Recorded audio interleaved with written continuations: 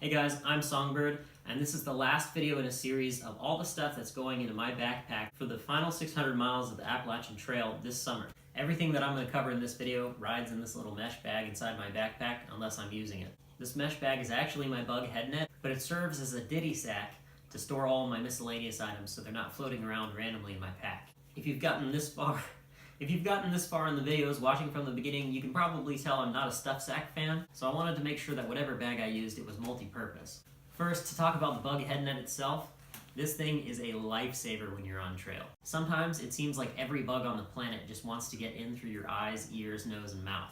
It can really affect your mentality and your desire to stay out on trail if you're getting eaten alive by bugs all the time, especially if they're getting into your face. I usually only have a problem with bugs when I'm sitting around for a long period of time, like when you're hanging out at camp at night. When I've been on the move, bugs haven't really been a problem for me.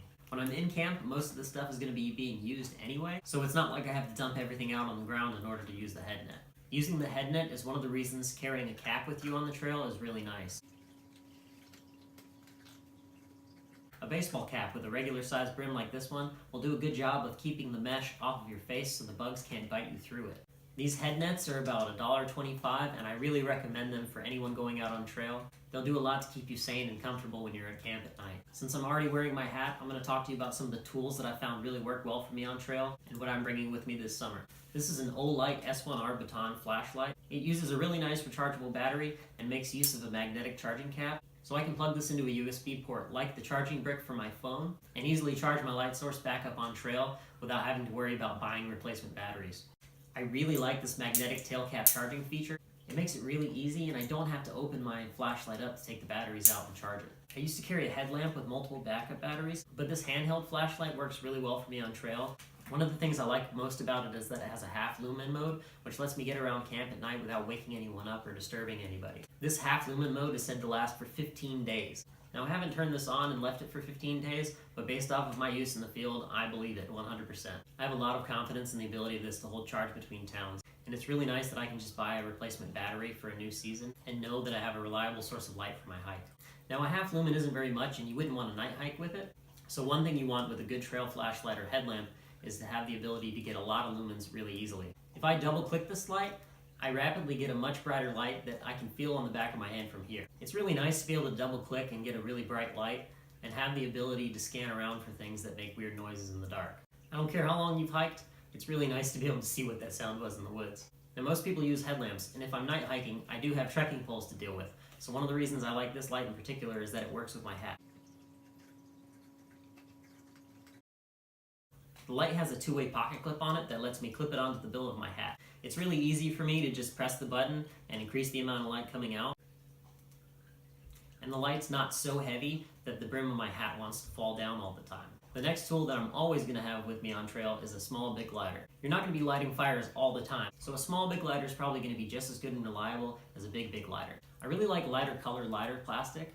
That way I can hold it up to a light or the sun and see how much fluid's left inside.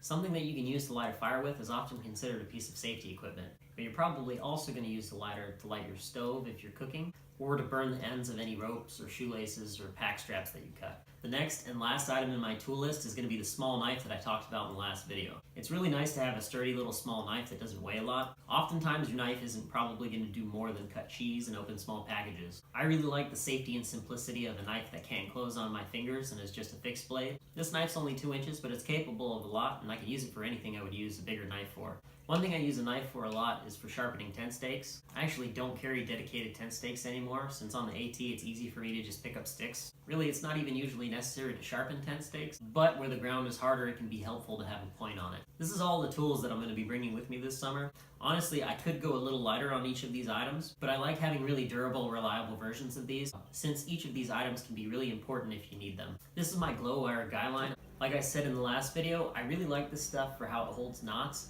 and for the fact that it's reflective. It's nice to have bright orange reflective cord so that people don't trip over your guy lines and ruin your shelter. I've got 2 6-foot lengths and 2 3 or 4 foot lengths that I use to secure my tarp. I usually carry these guy lines inside my pack with my miscellaneous items. Even if these are a little bit dirty, I'd rather not lose cordage. It's something that's kind of hard to replace, and exterior pockets on packs aren't always super reliable. Another thing that I keep with all this stuff is my water kit from the last video. I like to keep it in here just so it's somewhere where I'm not going to lose it. This is one of my favorite things that I bring with me on trail, is an inflatable pillow. For 2 ounces, this thing gives me a lot of comfort as a side sleeper, and I don't have to bring extra clothes just to use as a pillow. One tip I'll give you if you're gonna get an inflatable pillow is to get something with a softer face fabric. It can kind of stink to have your face against a hard plasticky surface, especially on hotter nights. On hotter nights where I really feel like I want a pillowcase, I'll pull my buff around it since I don't need it as headgear. And that really makes the inflatable pillow much more comfortable to use. I think these pillows are pretty durable, but I wouldn't recommend trying to use it as a sit pad of any kind. Now, as you see on my lighter pack page, we're going to get to the real miscellaneous stuff that I carry with me in this bag. When people ask me what the most important thing you can bring with you on trail is, I always joke that it's toilet paper. But seriously, the answer might actually be toilet paper. I usually use a waterproof 1-quart resealable sandwich bag to protect my toilet paper. Humidity out in the woods can mean that your toilet paper just turns to mush pretty quickly, and that's not something that you need to happen. Toilet paper on trail is pretty self-explanatory. You'll figure out how much you need to carry with you on trail, but starting out, I'd say carry a little more than you think you need just in case. It's nice to be able to help someone out if they run out of toilet paper, and it's a good way to make friends for life. Instead of stealing a bunch of toilet paper from restaurants in town, it's a good idea to just, when you go for your resupply, split a package of toilet paper with your trail buddies. Next up is going to be my phone and my phone charger. This 5-watt power brick for my phone charger has been plenty for me for 2 years. I use the normal charging step that comes with the iPhone, though I will say the durability on the iPhone cables is a little lacking. I think a waterproof case or a Ziploc bag or something is really important to have for your cell phone. The humidity on the East Coast will destroy your electronics in days. I've seen brand new phones get destroyed in as little as 2 weeks. Usually just your screen will stop working first, but it's very possible that if you don't have waterproofing, your speakers might quit on you too. I've always liked a LifeProof case for on trail because it offers drop protection as well as waterproofing. One thing I will say though is that the clear piece of plastic for the fingerprint sensor is worthless. I just had to put a piece of tape on either side of this hole to make it waterproof again. I really wish that LifeProof had made an even more durable version of this case that doesn't make use of the clear plastic for the fingerprint sensor and doesn't have this fairly pointless opening to show off the Apple logo on the back. That said, it's the most compact protection I've found so far, and I really like it for use on the trail. Next up is going to be a travel-sized toothbrush and toothpaste. Now originally this toothbrush went into its own handle, but I've found that it works just fine like this and I've gotten rid of the covering. And these small toothpaste containers are great. One of these is going to last you a long time if you use the recommended amount of toothpaste every time you brush. And when you find a big tube of toothpaste in a hiker box, you can just mash it together and fill it up again. As a glasses wearer, I put up with a lot of crap on trail for these guys. Having dirty glasses really bothers me, so I carry a dedicated lens cloth that stores inside of its own little pouch to make sure it doesn't get all dirty. I try really hard to keep this clean because if it gets dirty, it's just going to scratch my glasses even more than they already are.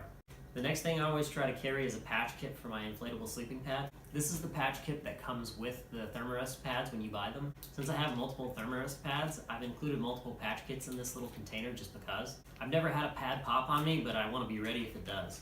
And the very last thing that I carry inside my backpack is going to be my wallet. On trail, I only carry 3 cards: my driver's license, my health insurance card, and my credit card. I hold it all together with a rubber band, and if I have cash for some reason, I just stick it under there. I've been hiking without cash on the AT for the last 2 years, and I've never really had a problem with it. So guys, that's all for this video, and that covers everything that's going in my backpack this summer for my sub 5-pound base weight. Now that my Sawyer filters come in, I'm probably going to go ahead and remake the entire pack video showing everything that I carry all at once. But anyways, I want to say thank you for watching the videos and supporting the channel by liking and subscribing. Look forward to the next videos. It's not going to be long before I'm taking a flight up to DC and giving you guys videos straight from the trail itself. I hope you guys stick around for other videos. Thank you for watching, and we'll see you in the next video.